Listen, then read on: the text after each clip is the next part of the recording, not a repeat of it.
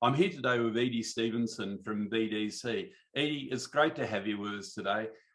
Thanks for making the time available. And also, I just want to mention that you're one of the board members of Exponential Australia, and really appreciate you being on the board of Exponential Australia as well. So, Edi, first question, what is BDC? Could you unpack that for us? Absolutely. Yeah, great to be with you this morning, Tim. BDC stands for Building a Discipling Culture. And it's something that I guess we've put together over a number of years. It's a bit of an eclectic grab bag of ministry tools that we've developed over, a couple of 3 decades in ministry, potentially. And really, it came out of a discontent at what was happening in the church that we were part of, and also the church more broadly, in the absolute paralysis we were seeing of people, Christians, being able to share their faith and see other people come to know Jesus. So that was really where building a discipling culture was birthed. So really, you've trialled these principles at Crossway Church in Melbourne that you and your husband Dale lead. That's correct? And I guess they've developed over a period of time there. Absolutely. Yeah. It started when we were at Mornington Baptist and the New Peninsula, really developing these tools. And then definitely when we've come to Crossway, it's ramped up hugely. So, yeah. Right. One of the things I think that's startling about Crossway and about the work that you've been doing there is the rate of baptisms that you have. And whilst we're not into comparisons, it's not competing with other churches, but it's markedly different to the rate of baptisms across the remainder of the evangelical church in Australia. Would you care to comment on that and shed a bit of light on that? Yeah. And really that was our impetus for taking BDC out of Crossway and more broadly.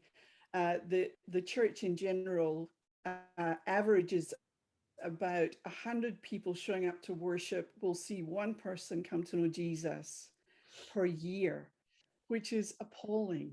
It is. And realizing that we started to see at Crossway 10 times that amount. So we were starting to see if 100 people attend church on a Sunday, 10 would make a first-time commitment to Jesus. Yeah, and fantastic. We saw that over about a decade. And we would have churches approaching us and say, what are you doing? Do you have a gun evangelism pastor or evangelism department? What is it that's different? And so we'd have different churches come and spend, a couple of days with our team at Crossway. And they would see, our Sunday service didn't look so different from theirs potentially. But asking us, how do you do it? What are you doing? What is the silver bullet?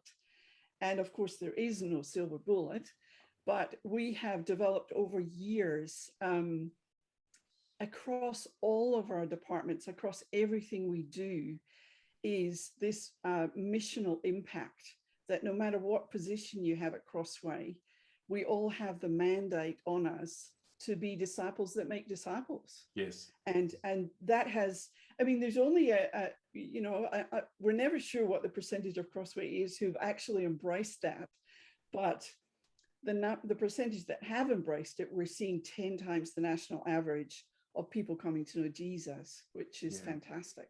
I guess like any group of people, you've got your early adapters and your late adapters, but absolutely. The important thing is, as you say, it's not a matter of a silver bullet, and your services may not be markedly different from other churches, but what you've been effective at doing is actually building a discipling culture at Crossway, which you now want to help other churches with.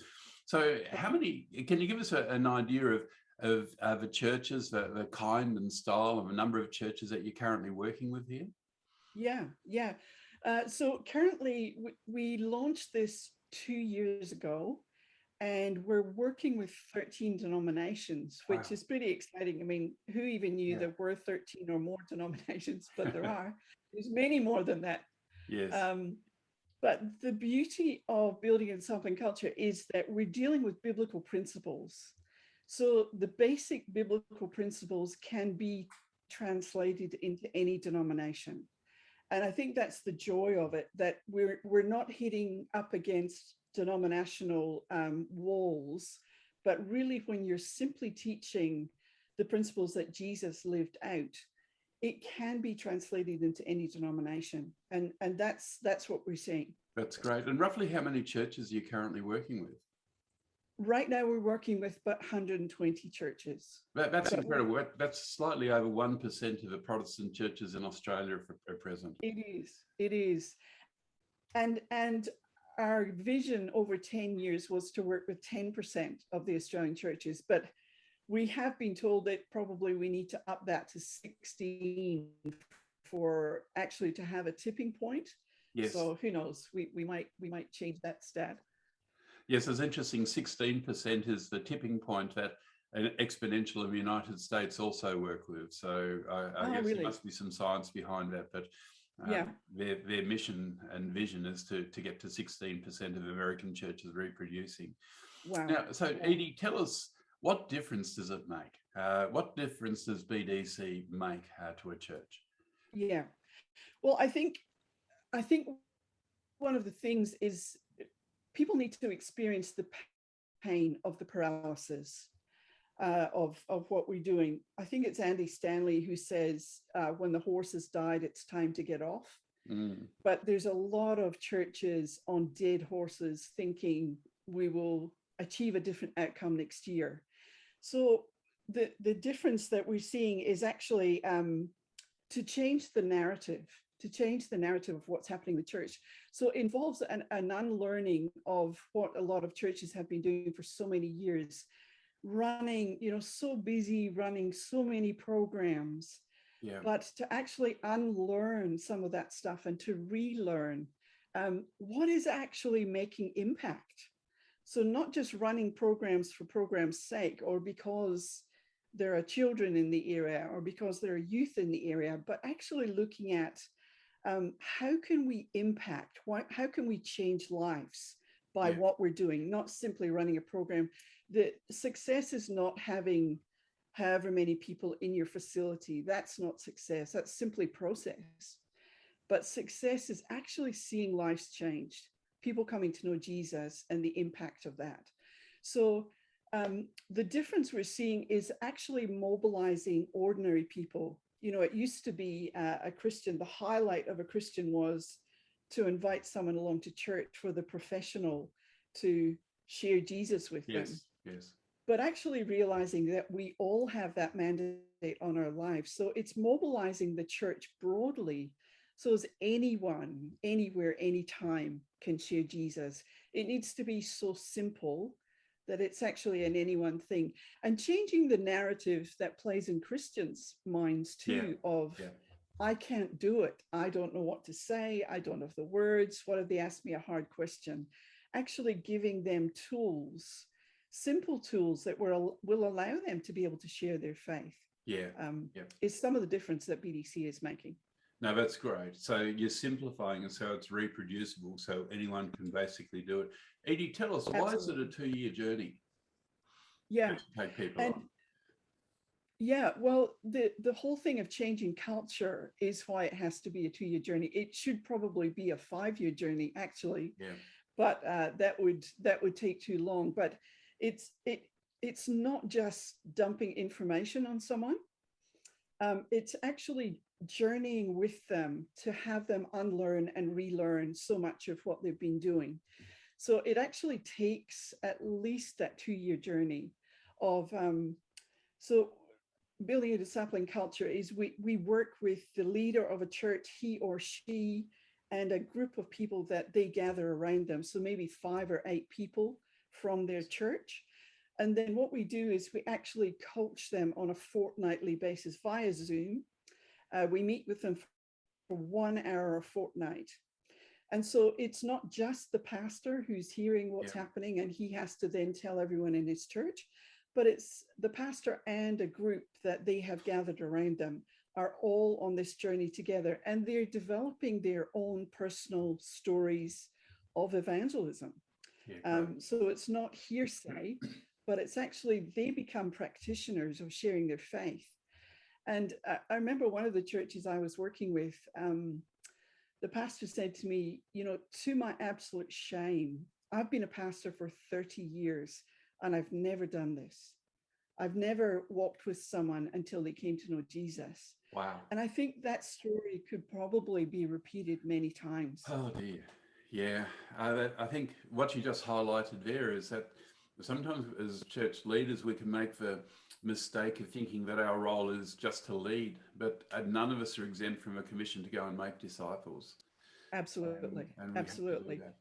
So, and to hear the church pastor saying, I am reading the Bible with someone at the moment who doesn't know Jesus, or I am walking with someone at the moment who doesn't know Jesus. So I'm not simply telling my congregation that they should be doing that, but I'm actually living this myself.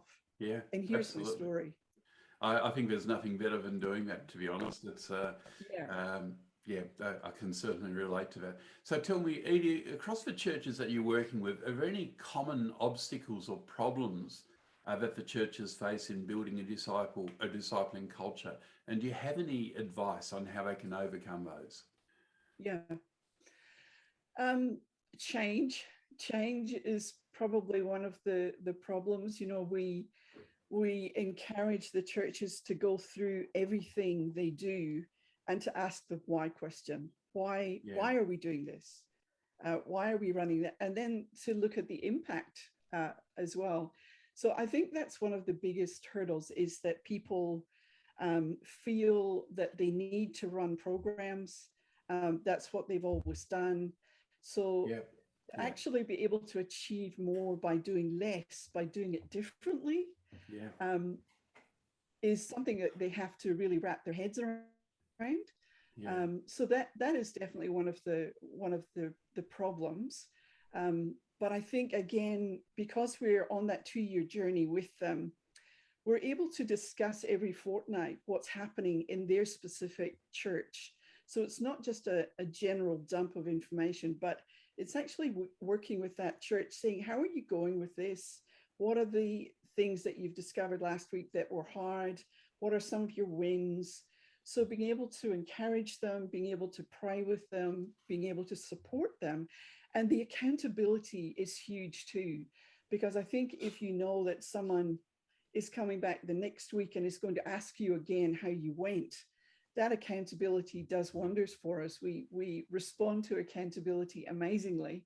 Whereas if we're left to our own devices, we might just not bother. That's it. People do what they're held accountable to do. And one of the things, I did quite a bit of study into change management and change theory some years ago. And one of the things that's always stayed with me is the fact that when the world around us is changing, it's no good just trying to do things better. We actually have to do things differently. Absolutely. And, you look at, for example, one of the examples I use is the video store, the good old VCR store. You don't see any of them around these days. And no matter how good the shop would have been, they actually, wasn't just a matter of doing things better, but they had to do things differently. Absolutely. And I think a lot of pastors get caught on the trap of actually, and church leaders, of having to do things better, having to bring about more excellence.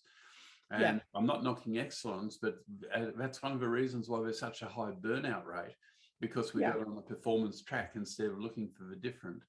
Absolutely. I've also found that most people don't mind change as long as it doesn't affect themselves. That's right. That's right.